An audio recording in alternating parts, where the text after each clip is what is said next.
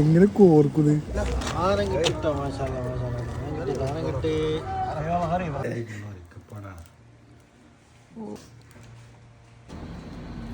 ഇന്നത്തെ യാത്ര വേറെ കൂടുതലല്ല, ഫിഷിങ്ങിന് വേണ്ടി ഇറങ്ങിയാണ്. റാഷിൻ്റെ കൂടെ, റാഷിക്കിൻ്റെ മോഡ് ഫിഷിങ്ങിന് പോകണമെന്ന് നമ്മളും കൂടെ പോയി. ഏതായാലും റാഷിൻ്റെയും നിസാമിൻ്റെയും താരിക്കുണ്ട്. ഞങ്ങൾ ജോലിയായിട്ട് പോയി. രാത്രിയാണ്, വ്യാഴാഴ്ച രാത്രി 12 മണി കഴിഞ്ഞിട്ടുണ്ട് പോകുമ്പോൾ. ഇത് ലൊക്കേഷൻ വരുന്നത് ഉബഹൂറാണ്, ജിദ്ദയിലെ ഉബഹൂർ എന്ന സ്ഥലമാണ്. ലൊക്കേഷൻ വേണേൽ ഇവിടെ കൊടുക്കാം. ഏതായാലും അടിപൊളി സ്ഥലമാണ് കേട്ടോ, ഒരു രക്ഷയില്ല. നമ്മുടെ ജിദ്ദ ടവറിനോട് അനുബന്ധിച്ചുള്ള അതിൻ്റെ അടുത്തായിട്ട് വരും.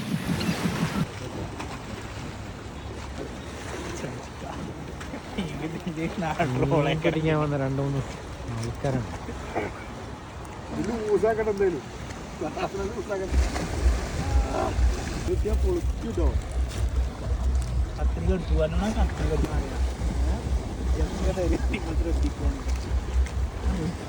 എങ്ങനെ കോർക്കുന്നത് കുറച്ചൊരു വയറിന്റെ ഭാഗത്തേക്ക് അല്ല ഒന്ന് തിരിച്ചിട്ട് കൊളുത്തിയത് മുകളിലേക്ക് ഫുൾ സെറ്റ് ആയിട്ടാണ്. ഫുൾ സെറ്റ് ചെറിയ കത്രികളോ ഒന്ന് ആയിക്കോട്ടെ.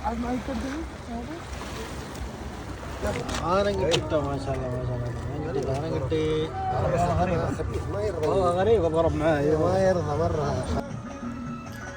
മീൻ നമുക്ക് കിട്ടിയല്ലോ കേട്ടോ, വേറെ ആൾക്ക് കിട്ടിയാണ്. ഏതായാലും നട്ടപ്പാതിരക്ക് വന്നിട്ട് രാവിലെ വരെ ഇതിൻ്റെ പരിപാടി. ഇത് വല്ലാത്തൊരു വൈബിനാണ് കേട്ടോ. മീൻ കിട്ടിയോ കിട്ടില്ല എന്നുള്ളതിനപ്പുറം ഇതൊക്കെ ഒരു രസമാണ്. റിയാദ് ദമാമിലുള്ള ആൾക്കാർ തണുപ്പുകൊണ്ട് ഇങ്ങനെ നിലമ്പൊളിച്ച് നിൽക്കുന്ന സമയത്ത് നമ്മളെ ജിദ്ദയുള്ള ആൾക്കാരോട് അങ്ങ് പുറത്ത് കോട്ടുമില്ല, വേറെ ഒന്നുമില്ല, മീനെയും പിടിച്ചിട്ട് നല്ല ക്ലൈമറ്റ്, ഒരു രക്ഷയാണ്.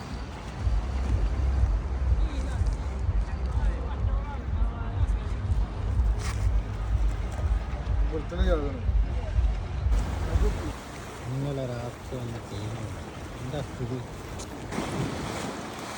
ചൂണ്ടലിട്ട് ഏതായാലും രാവിലത്തേക്ക് വലിയ ടീമൊക്കെ ഇറങ്ങിയിട്ടുണ്ട്. അലക്സ്, ഷമീർ ടീമൊക്കെ രാവിലെ വന്നിട്ട് അവർ അമ്പൂറ് പിടിക്കണമെന്ന് പറഞ്ഞിട്ട് വന്ന്. പക്ഷേ പോകുമ്പോൾ എന്ത് പിടിച്ചിട്ടാണ് പോയെന്നറിയില്ല. കാരണം ഞങ്ങൾ അവർ പോകുന്നതിന് മുമ്പേ പോയിട്ടുണ്ട്. തിരമാല ഉള്ളതുകൊണ്ട് മീൻ കിട്ടിയില്ല. ഇന്നലെ രാത്രി എങ്ങനെ വന്നു 12 മണിക്ക്. ഇതുവരെ ഒരു മത്തിക്കുഞ്ഞും പോലും കിട്ടിയിട്ടില്ല. വലിയ കലാകാരനപ്പുറത്തുണ്ട്, ഇതൊരു പ്രൊഫഷണലാണ്. പക്ഷെ ഇവർ മീൻ കിട്ടിയില്ല. ഇവിടെയുള്ള മീനുകളൊക്കെ അത്യാവശ്യം വയറ് നിറഞ്ഞിട്ടുണ്ടാവും അല്ലേ? നമ്മൾ രാത്രി മുതൽ തുടങ്ങിയില്ലേ തീറ്റ കൊടുക്കാൻ.